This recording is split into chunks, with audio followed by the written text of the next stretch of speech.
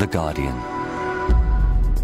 Guardian podcasts are partnered with audible.co.uk. For a free download, be sure to check out guardian.co.uk/audible, where Guardian listeners can choose any audiobook for free. See the page for more details. The Guardian Books Podcast with Claire Armistead.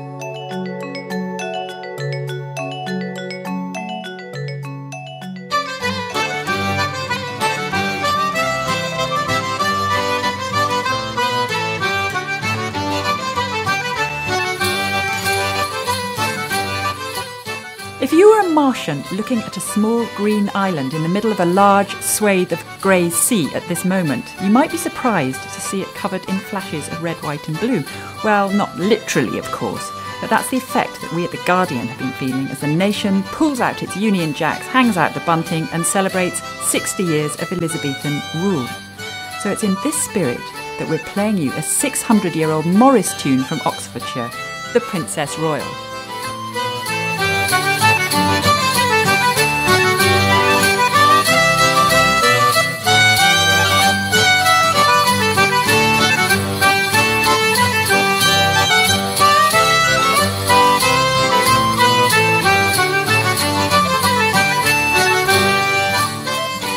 Even the common old garden Marmite pot has been redesigned to make it quite clear that it's a patriotic spread that has nothing to do with French casseroles.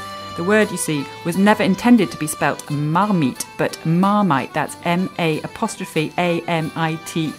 in honour of Her Majesty, who doubtless spreads it on the royal toast for every breakfast. So to cut a long story short, we've decided to mark this historic occasion in true Books podcast style by looking at royalist literature and the music of the common people. That's folk to you and me. Our two contributors to the discussion are Tom Penn, author of The Winter King, a very well-received biography of the first Tudor king, Henry VII, which has recently been published in paperback.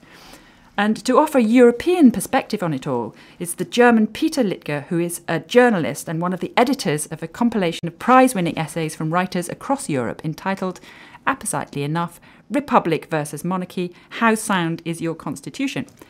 To start it all off, we've decided to ask Tom to explain our continuing fascination with royalist literature, whatever our political persuasions might be. The wedding of Prince William and Catherine Middleton on the 29th of April 2011 seemed to reaffirm the Windsor family's presence at the heart of British culture.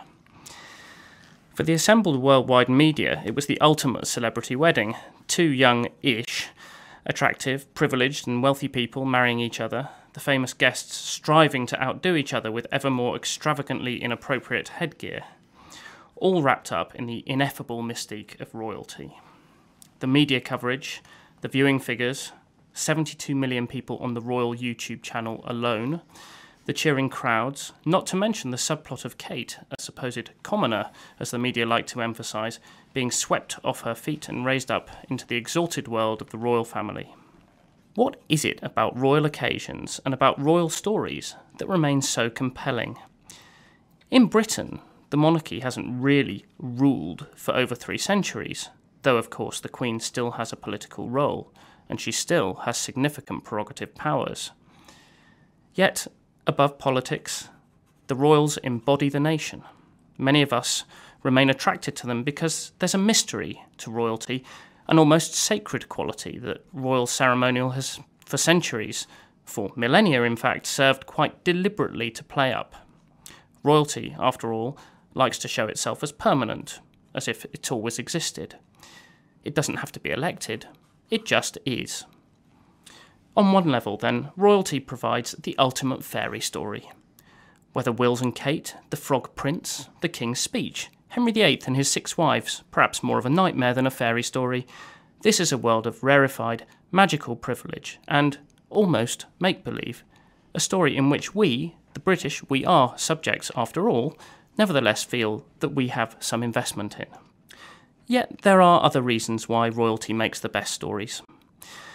500 years ago, in November 1501, there was another wedding, this time at St Paul's Cathedral in London. It too was a great public spectacle. Wine ran in the streets. There were cheering crowds, extravagant banquets and tournaments. In an uncanny echo, or prefiguring perhaps of 2011, The bride was called Catherine, and the best man, 10 years old, also the ginger-haired younger brother of the groom, was called Henry, or Harry. This was the wedding of the first Tudor King Henry VII's firstborn son, the 15-year-old Arthur, to Catherine of Aragon. The marriage lasted 5 months, until Arthur's death the following April plunged the reign into crisis. The 1501 wedding of Catherine and Arthur was spectacular precisely because it was trying to demonstrate that the Tudors, a family of usurpers with barely a claim to the throne, were here to stay. It's this gap between the institution of medieval royalty as head of a body politic and the very imperfect reality of the human beings that embodied it, from the imbecilic Lancastrian King Henry VI to the serial monogamist Henry VIII, that make these stories not only absorbing but crucial to the understanding of what we and our nation are today. Well, I am very interested to know what you, Peter, as a post-royal German, think of all that. Does it all seem terribly fanciful and old-fashioned? So you're quite a rare example of a Marxist or left-wing journalist who is a monarchist at the same time. Well, I think Marxists are fascinated by power in all its forms, actually. When observing They them. study their Yes, enemies, don't you know? Yeah, but don't you have a sort of animal, human being sort of zoo relationship with the monarchy? That when you go there, you watch them, but then you're happy to leave it at the end of the day. But there is a compact there. The monarchy today is far from being simply something that one exhibits on Royal Doulton kind of commemorative chinaware or just a piece of branding. The monarchy still exists, as we know, as part of a constitution. It plays a part, largely a symbolic part, but nevertheless, when one drills down, a crucial part.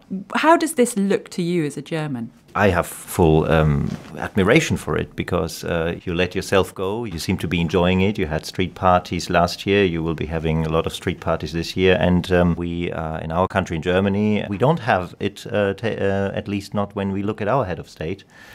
So we need a world championship to take place or something like that. You will have Olympics and the Diamond Jubilee. Maybe that's too much and it will kill you in the end. But the book that you have published is being published to mark the centenary of the King Edward VII British-German Foundation. How can that be and what is it? The foundation was founded exactly 100 years ago by a German who had emigrated to the UK and was then became British, Ernest Cassel, and he was a close friend of King Edward VII, to help Germans in need in the UK and Britons in need in Germany. Set up absolutely out of that royal relationship between the Germans and the British. Absolutely. 2014 will mark the 300th anniversary of the Hanoverian. Indeed so. And then we don't bother, but isn't that question still unresolved whether the royal family should be called Schleswig-Holstein Sonderburg Glücksburg instead of Windsor? Instead of Windsor Mountbatten, which is a very, very modern brand. Well-branded. Well, it is indeed, and of course, it's no secret that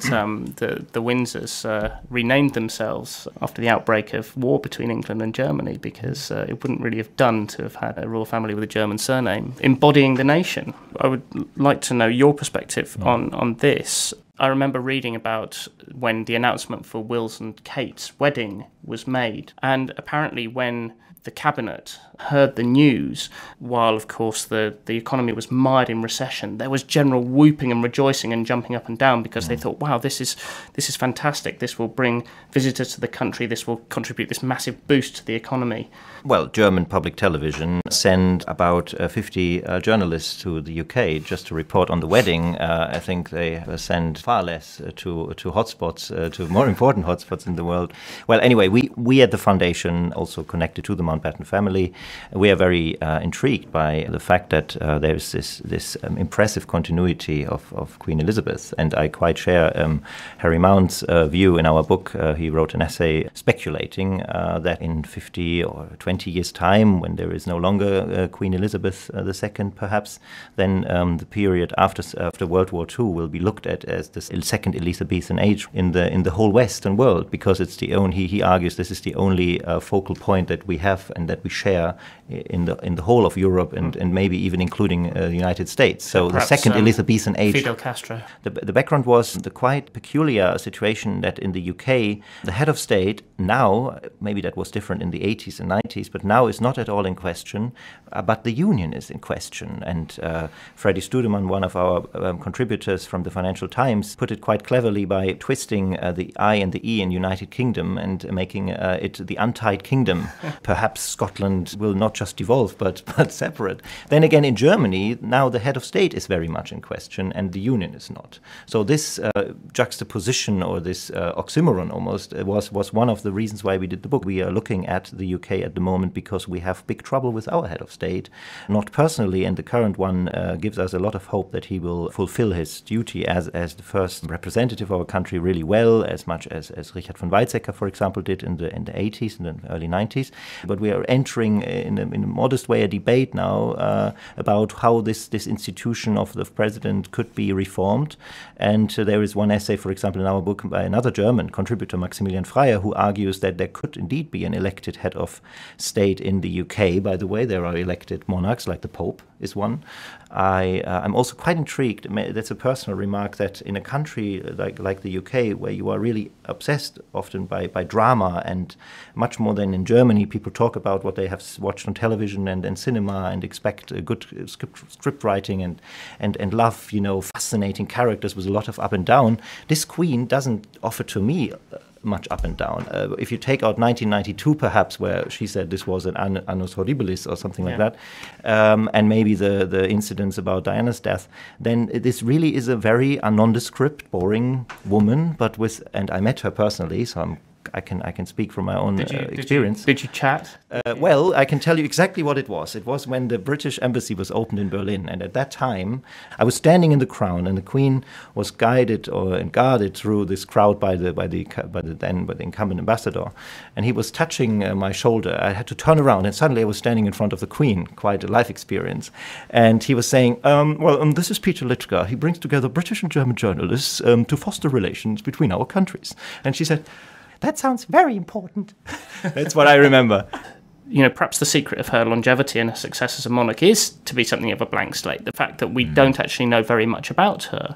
She keeps herself to herself, whereas somebody like Charles, well, we all know that Charles, talks to his vegetables, and he has a habit of intervening in architectural developments. And one of the interesting things, to pick up on a point that Peter made, is this question of continuity. What is royalty as an institution? Well, the fact is that it's existed partly because of Magna Carta back in 1215.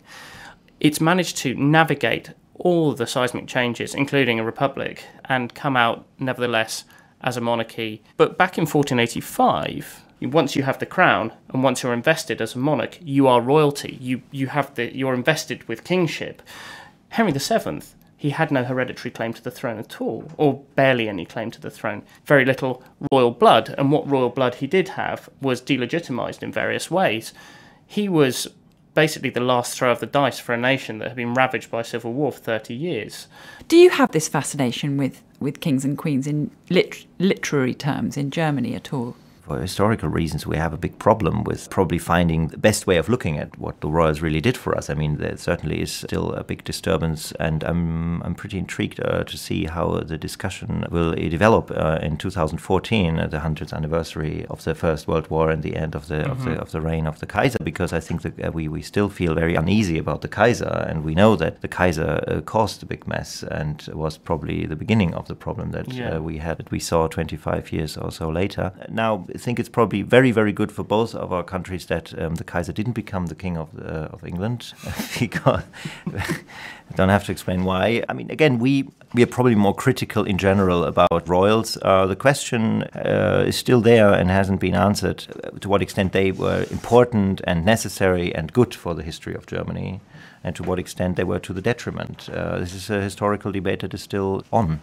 The Spanish brought their king back. Is that a sort of really strange thing to have happened? I think the way it happened, if I may interrupt, was strange because it was a coup by Franco, because the way he introduced the king was the best way for him to make sure that he wasn't thrown out of the country. And I think this is a personal remark, going to Spain, talking to Spaniards today shows that they haven't really well digested the period, that period when Juan Carlos came to the throne, and haven't really come to terms with what Franco really meant. I think we are slightly ahead in that regard. Because, of course, the monarch does have powers. The monarch invites the Prime Minister to form a government, but not really, because the monarch has to do that. Otherwise, the role of the constitutional monarch is over. I think it's very intriguing when England actually became a constitutional monarchy. The monarch was actually there to be a head of state, but is of course a fiction. We've got back to monarchy and fiction. Well, it's a kind of master of ceremony function, isn't it? There is still an element of feudalism in this country, which I find not only intriguing but also important, and this is reflected in the whole social pyramid and the whole system of knighthood. And this is probably what the nation feels. And the problem we have, my last sentence here, is that our head of state doesn't have such a function or such a rule, and he doesn't really make us feel comfortable only by being there, and that's a big difference. These words were composed by Spencer the Rover, who travelled Great Britain and most parts of Wales. He had been so reduced, which caused great confusion, and that was the reason he went on the road. So, we've been discussing royalty as part of an essential British or English identity. A humbler emblem of this national spirit is the folk song. 50 years ago, the English rural folk song was in danger of dying out. It was revived by the publication of a collection of songs by composer Ralph Vaughan Williams and A.L. Lloyd in 1959. Now, after a major revival that has even included folk songs coming into the money-making pop world, the scholar Steve Roud has brought out a new collection, introducing some new ones and leaving out some of the old. In Yorkshire near Rotherham he had been on his rambles, being weary of travelling he sat down to rest. At the foot of yonder mountain there runs a clear fountain, with bread and cold water he himself did refresh. Richard Lee brought Steve together with the young folk singer Rachel Unthank to talk about the choices. His first question to Steve was, why the new collection? The Lloyd and Vaughan Williams book was very important when it came out in 1959. It set the mark for English traditional music, whereas up to that point everybody was singing American songs and Irish songs and Scottish songs. So it was one of the first English collections. But, that was 50 years ago, and we've got a lot more information now, a lot more material to choose from, and new generations of people that are interested. So we thought, well, why not? Let's have another go. And this one's twice the size of the old one. You've shifted the selection criteria as well a little bit towards a kind of enlightened Darwinism. What was the thinking behind not simply choosing the best, whatever that means? Lloyd and Vaughan Williams tried to choose the best. We took the opposite idea. The songs in this book were collected a lot. They were the songs that not everybody knew, but were widely known. So if a folk song is widely known, it must have something good about it, something that attracted people, something that made it memorable. Good tune, good words, don't know. The core English tradition. Did you find that those two different sets of criteria, wound up picking mostly the same songs, or were they very different? To a large extent, they were the same, yes. Not entirely. That first song in their book was only ever collected once. All things were quite silent. Now, lots of people sing that now because it's in the book, but before 1959, it was very rare. In your introduction, you lament a tradition which you say is in decline and has ceased to be viable. Is this an edition for scholars or for performers? Well, I hope it's both. Well, you can use this as a history book. You can use it as a window on rural life in the past, and it's very good for that. But turn a page and sing the song, even if you're just singing it to yourself or in your head, then it's back in the tradition.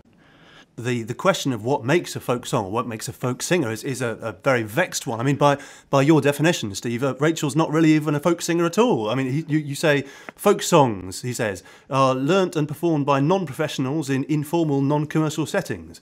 So, Rachel, you're back on tour again next week with dates in Halifax and Sherwood Forest and indeed at the National Forest Folk Festival. But are you going to be performing folk songs? Well, that's...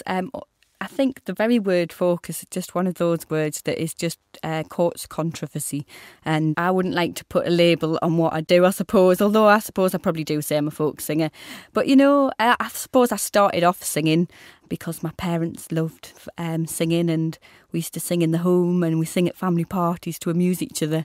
But now we get to do it on stages as well, which is great. Maybe that makes me not a folk singer anymore, but I don't mind. To be honest, what you just quoted there is what I was saying about what happened before the war. things have changed so much since then that the old definition just doesn't hold water anymore. We have music on the radio, we have CDs and iPods and Lord knows what. Whereas in the old days, if you wanted to learn a folk song, you really did have to be in the presence of the singer, but that's not true now. So my definition really doesn't hold water nowadays. I was wondering, Rachel, whether you learnt the folk songs that you sing, whether you learnt those from your family or whatever, or you learnt them from book learning. I mean, am I right that you've got a copy of the Vaughan Williams collection on your own shelves? I do, yes. And is that where you learn traditional songs like the Gallowgate Lad or the Herring's Head? But it's a mixture of the both, really. I mean, my parents got into folk music in the 60s and in the revival movement, and my dad went out and bought a copy of, the Penguin Book of Songs of folk songs, because he, as Steve was saying, they were aware of a lot of American songs, and he wanted to find out about his own tradition and about English songs, and that was difficult to do because, if you didn't know somebody who knew lots of songs, then how would you learn them? They didn't have the internet to just have a search and all these amazing sites that you can look on now. So he bought the Penguin Book of Folk Songs and learnt songs out of that. And so that was something that I grew up with on my shelf. And I did learn All Things Quite Silent on the first page of the book. And, I'm not very good at working out tunes, and it's got no tricky flats and sharps in. So that was one I learnt. And my brother did accompaniment too when we used to perform at family parties. So it was kind of a hand in hand with listening to singers in the Northeast who were all inspired by the revivalist movement and learning songs from them, and then also looking for songs in books, which is the way me and Becky still go about learning songs, is by listening to people and by looking at books. All things are quite silent, each mortal at rest. When me and my love got snug in one nest, when a bold set of ruffians they entered our cave, and they forced my dear jewel to plough the salt wave. That's not far different from how it used to be, because people in the past would buy broadsides and chapbooks, at the fair or in the street, which had the words of songs. If you could read, why wouldn't you? Mm-hmm. So songs went into print, and then they came out of print into the oral tradition. You buy the words for a penny, but you had to fit a tune to it, or somebody had to teach you the tune orally. Yeah, absolutely. I'm wondering, Rachel, if you had a chance to have a look at the book and what you make of Steve's selection. Are there songs you miss in particular? I think it's just a compliment, really, to the last one. It's great to have both, and it's exciting to look and see which songs you maybe don't know and might want to learn, and it's lovely to see songs that are very familiar. I mean, I'm very excited to see it says the Heron's Head, but I would call it the Heron's Heed in there, which is a song that I grew up, singing as a kid, and actually probably from the source singer, who is Jack Elliott. The Elliots of Birtley, they're his children, a local family who still have a folk club. In fact, we just helped them celebrate their 50th anniversary with a big concert of North East families, which was a real honour to be part of. And so I think we've probably ended up learning that song because they sing it, and my dad sings it, and then we sang it. So will you give us a taste of the herring, Rachel? Yeah, well, it's one of those accumulative songs, so it's quite long, so I could just do the first and the last verse maybe. I read in the book how you've written it in English because obviously you want people of any accent to be able to sing it, but obviously the way I learnt it is in Geordie. And I also looked at the words, and it's funny because I must have got it from that source, but it's trickled down, and still just little words here and there are different. And that's the folk process, isn't it? Yeah. Yes. That's what my dad says if he gets the tune wrong, mind as well. It's just the folk process. So, but it goes, and I teach it in schools sometimes. I used to do a lot of teaching in schools, and it's really popular. But it goes, what'll we do with the Heron's Heed? Oh, what'll we do with the Heron's Heed? We'll make it into loaves of breed. Heron's Heed, loaves of breed, and all manner of things. Of all the fish that swim in the sea, the heron is the one for me. Away of the day, away of the day, away of the day, me hinny, oh. And then it goes on to list different parts of the body which are rhymed then rhymed with ridiculous things. So it's like the tallest fishing story ever. And it ends up with, what'll we do with a heron's tail? Oh, what'll we do with a heron's tail? We'll make it into ships that sail. Heron's tail, ship that sails. Heron's guts, pair of buttes. Heron's belly, lass called Nelly. Heron's back, lad called Jack. Heron's fins, needles and pins. Heron's eyes, puddings and pies. And all manner of things. Of all the fish that swim in the sea, the heron is the one for me. How are you the day? How are you the day? How are you the day, me hinny? Oh. There you go. Yeah, that's terrific. Well, you can see why we had a problem putting that in the book. Did we spell boots as B-O-O-T-S or buttes to rhyme with guts? And as you say, you can put your own accent to it. Yeah. If you sing it out loud, and it makes it accessible. And I suppose, like, if you want to hear the original, Jack's version is recorded, so you can hear how he sang it. Exactly. Yes. And the last thing we want is for people from Somerset to be putting on Geordie accents to sing the song. But Rachel, as I understand it, not all of the Unthanks material is traditional. For example, Adrian McNally's title track on your album Last. But when you do it, do you perform that any differently? No, not to us. We try not to intellectualise it too much, really, and that actually we grew up with my dad and the people like the Elliots who will just sing a song because they want to sing it, because they like the story and they want to communicate it to other people. And that's the basis for me and Becky of singing, is to communicate stories to people. And so if we like the story and we like the song and the melody, then we'll want to sing it. And so we don't really see any barriers to what we should or shouldn't sing as a folk singer. We just sing what we want, really, and please ourselves. I think, again, that's true of the old guys and gals. People like Harry Cox from Norfolk, one of my favourites. He sang all sorts of things, including some very rude songs, which he didn't sing to the collectors. But, if he liked a song, if he liked the story or the tune, he would sing it, and he wouldn't care where it came from.